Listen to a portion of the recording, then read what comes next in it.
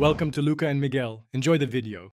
You start now, plug the phone into the laptop with a good USB cable and unlock it. On the phone, enable mobile data and turn off Wi-Fi so data flows over cellular. Once plugged in, grant any permission prompts and install or update USB drivers on the laptop. This creates the tethering network adapter.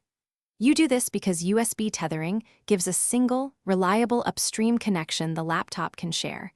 It avoids Wi-Fi to Wi-Fi conflicts. Once tethering is enabled on the phone, watch the laptop's network icons. A new Ethernet or USB network adapter must appear. You should verify internet access now, open a browser, and load a site. If pages load, continue. If not, replug the cable and recheck drivers. You do this step to ensure the laptop is the one receiving cellular internet. Only then can it become a reliable hotspot source for other devices without routing loops or signal loss. Now enable the laptop's mobile hotspot or set up internet connection, sharing, and choose the USB tethering adapter as the shared internet source.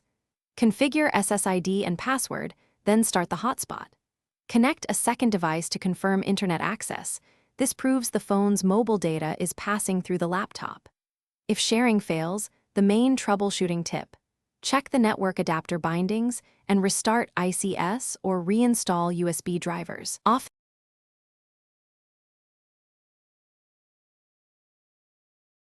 Thanks for watching and please subscribe. It's the best investment you'll ever make.